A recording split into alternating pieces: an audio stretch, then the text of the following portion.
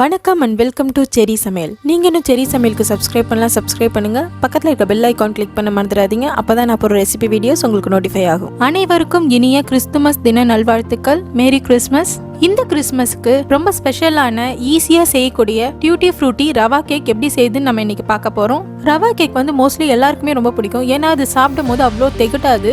ஆனால் சில இடங்களில் நீங்கள் பேக்கரியில் வாங்கும் போது சரி, இல்லை வீட்டில் நீங்கள் ட்ரை பண்ணும் போது ரொம்ப ட்ரை ஆகிடும் ரவா கேக். ஸோ அந்த மாதிரி இல்லாமல் நல்ல மாய்ச்சராகவும் ஸ்பாஞ்சியாகவும் இருக்கிற மாதிரி எப்படி ரவா கேக் செய்யுதுன்னு தான் நம்ம இன்னைக்கு பார்க்க போகிறோம். வாங்க பார்க்கலாம். ரவா கேக் செய்யறதுக்கு முதல்ல இந்த மாதிரி ஒரு கிரைண்டிங் ஜாரில் 225 கிராம் சர்க்கரை ஆட் பண்ணிக்கலாம். இந்த சர்க்கரையை நல்லா ஃபைன் பவுடராக கிரைண்ட் பண்ணி எடுத்துக்கலாம்.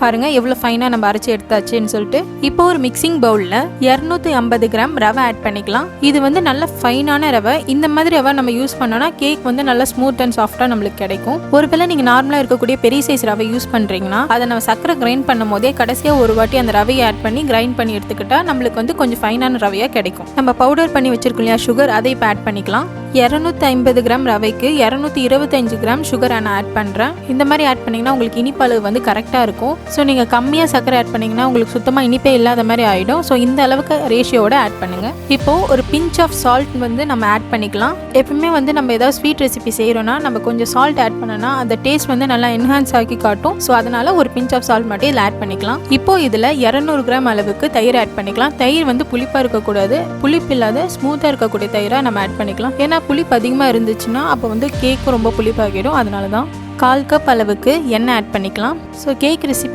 ஆயில் யூஸ் பண்ணி செய்ய போகிறீங்கன்னா அதுக்கு ரிஃபைண்ட் ஆயிலே யூஸ் பண்ணுங்கள். மேக்ஸிமம் 1/2 கப் பால் ஆட் பண்ணிக்கலாம். இப்போ இது எல்லாத்தையும் எந்த லம்ஸும் இல்லாத மாதிரி மிக்சர் எல்லாம் கம்பைன் ஆகிற மாதிரி நல்லா மிக்ஸ் பண்ணி எடுத்துக்கலாம். பாருங்கள் நல்லா ஸ்மூத்தாக மிக்ஸ் பண்ணி எடுத்தாச்சு. இப்போ இந்த மாதிரி ஓரத்தில் ஒட்டிகிட்டு இருக்க பேட்டர்லாம் ஒரு ஸ்பேச்சுலா வச்சு நல்லா வடித்து எடுத்து விட்டுக்கலாம். இப்போ இதை ஒரு கிளிங் ரேப் வச்சு கவர் பண்ணி ஒரு 30 நிமிஷத்துக்கு இதை நம்ம தனியாக எடுத்து வச்சிடலாம். அப்போ தான் அந்த ரவை நம்ம இதில் ஆட் பண்ணியிருக்க எல்லா வெட் இன்க்ரீடியண்ட்டையும் நல்லா அப்சர்வ் பண்ணி நல்லா ஸ்மூத்தாகி இருக்கும். ஸோ இது ஒரு 30 நிமிஷத்துக்கு நல்லா ஊறட்டும். இப்போது கேக் பேனை எப்படி க்ரீஸ் பண்ணி பட்டர் பேப்பர் வச்சு லைன் பண்ணுறதுன்னு சொல்லிட்டு நான் உங்களுக்கு காட்டுறேன். ஃபஸ்ட்டு இந்த மாதிரி ஆயிலை ஃபுல்லாக நம்ம கம்ப்ளீட்டாக ப்ரஷ் பண்ணிக்கலாம். இப்போது இந்த கேக் பேன் சைஸை விட கொஞ்சம் பெருசாக இருக்கிற மாதிரி ஒரு பட்டர் பேப்பரை கட் பண்ணி எடுத்துக்கலாம். இதை மேலேருந்து கீழே ஒரு ஃபோல்டு ஹாஃபாக மடிச்சுக்கலாம். இன்னொரு ஃபோல்டு அதே மாதிரி ஹாஃபாக மடிச்சுக்கலாம். இப்போ இதை ட்ரையாங்கிள் மாதிரி ரைட் டு லெஃப்ட் ஃபோல்ட் பண்ணிக்கலாம். இன்னொரு தடவை அதே மாதிரி ஒரு ட்ரையாங்கிள் மாதிரி ஃபார்ம் ஆகுற மாதிரி ரைட் டு லெஃப்ட் மடிச்சு விட்டுக்கலாம். இப்போ கேக் பேனை திருப்பி வச்சுக்கிட்டு அதோட பாட்டம்ல சென்டர் பாயிண்ட்ல இந்த ட்ரையாங்கிளோட டிப்பை நம்ம வச்சுக்கலாம். ஸோ கேக் பேனோட கார்னர் வரைக்கும் இருக்கிற ட்ரையாங்கிள் ஷேப்பை மார்க் பண்ணி ஸோ அங்கே நீங்கள் சிசரை வச்சு மீதி இருக்கிற பேப்பரை நீங்கள் கட் பண்ணி எடுத்துடலாம். இப்போ பாருங்க நம்மளுக்கு அந்த கரெக்டான ரவுண்ட் ஷேப்ல பேப்பர் கட் ஆகி கிடைச்சிருச்சு. உங்களுக்கு ஒரு வேளை அதிகமாக இருக்குமே தெரிஞ்சிச்சுன்னா அந்த கோன் ஷேப் அப்படியே நீங்கள் டக்குன்னு மடிச்சு இன்னும் கொஞ்சம் ட்ரிம் பண்ணி விட்டுக்கலாம். பாருங்க இந்த பேனுக்கு இது கரெக்டாக நான் கட் பண்ணி எடுத்துட்டேன். இப்போ இந்த கேக் பேனை இந்த பட்டர் பேப்பர் வச்சு நம்ம லைன் பண்ணிக்கலாம். ஸோ பட்டர் பேப்பர் வச்சு லைன் பண்ண அப்புறம் திரும்ப கொஞ்சம் ஆயில் வச்சு அந்த பட்டர் பேப்பர் மேலேயே கொஞ்சம் அப்ளை பண்ணி விட்டுக்கலாம். ஆயில் அப்ளை பண்ணிட்டு கேக் பேன் எடுத்து நம்ம தனியாக வச்சிடலாம். இப்போ 30 நிமிஷத்துக்கு அப்புறம் நம்ம ரெடி பண்ணி வச்சிருக்க பேட்டரை பார்ப்போம். கிளிங் ரேப்பை ரிமூவ் பண்ணிடலாம். பாருங்க ஸோ பேட்டர் முன்னே இருந்ததை விட இப்போ கொஞ்சம் திக்காயிடுச்சு பார்த்தீங்களா. இதை ஒரு தடவை நல்லா மிக்ஸ் பண்ணி விட்டுக்கலாம்.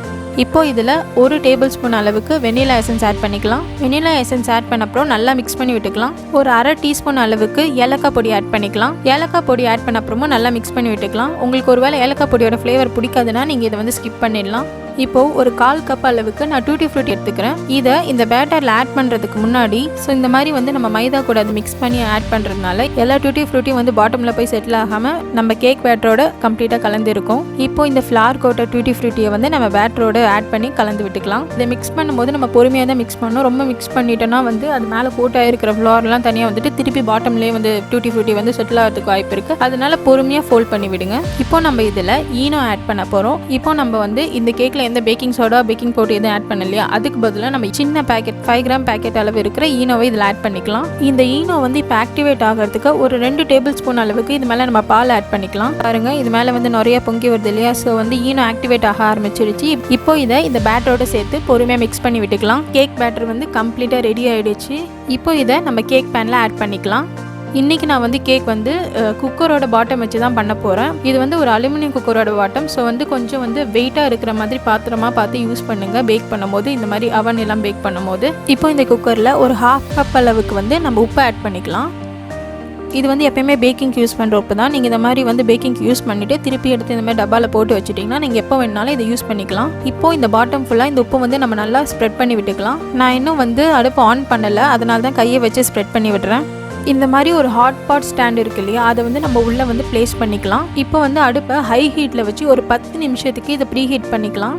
10 நிமிஷம் ப்ரீ ஹீட் ஆனதுக்கப்புறமா இப்போ கேக் பேனை இதில் பொறுமையாக நம்ம ப்ளேஸ் பண்ணலாம். பேன் வந்து ரொம்ப சூடாக இருக்கும், அதனால் பார்த்து பொறுமையாக வந்து இதில் வைங்க. இப்போ இது மேலே இன்னும் கொஞ்சம் நம்ம டூட்டி ஃப்ரூட்டி ஆட் பண்ணிக்கலாம். ஸோ இது வந்து நம்ம மேலே ஆட் பண்ணுறதுனால அழகாக இருக்கும் பேக் ஆகி வரும்போது, அதனால தான். இப்போ இதை ஒரு லிட் போட்டு மூடிக்கலாம். நீங்கள் குக்கர் லிட்டே போட்டு மூட போகிறீங்கன்னா அதிலிருந்து வந்து கேஸ் கட்டையும் விசிலையும் ரிமூவ் பண்ணிவிட்டு க்ளோஸ் பண்ணி வச்சு நீங்கள் பேக் பண்ணலாம். இதில் வந்து ஒரு ஹேர் ஹோல் இருக்கிறதுனால இந்த மாதிரி ஒரு குட்டி டிஷ்யூ பேப்பர் வச்சு இதை க்ளோஸ் பண்ணிவிட்டேன்.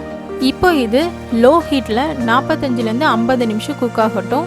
பாருங்கள், இப்போ 50 நிமிஷம் ஆகிடுச்சு. கேக் வந்து நல்லா சூப்பராக ரெடி ஆகிடுச்சு. இது கம்ப்ளீட்டாக குக் ஆகிடுச்சான்னு பார்க்குறதுக்கு வந்து ஒரு டூத் பிக்கை வச்சு இதோட சென்டரில் வந்து நீங்கள் குத்தி பார்த்தீங்கன்னா அதை நீங்கள் வெளில எடுக்கும் போது இல்லை எதுவுமே வந்து பேட்டர் வந்து வேகாத பேட்டர் ஒட்டாமல் நல்லா ஸ்மூத்தாக க்ளீனாக வரும். அப்படி வந்துச்சுன்னா கேக் வந்து கம்ப்ளீட்டாக குக் ஆகிடுச்சுன்னு அர்த்தம். ஸோ இது வந்து ஒரு 15 நிமிஷத்துக்கு நம்ம அப்படியே கூல் பண்ண விட்டுடலாம். ஸோ இப்போ ஒரு நைஃபை வச்சு இது கார்னர்லாம் வந்து நம்ம எடுத்து விட்டுக்கலாம். அப்போ தான் வந்து நம்ம அன்மோல்ட் பண்ணுறதுக்கு ஈஸியாக இருக்கும்.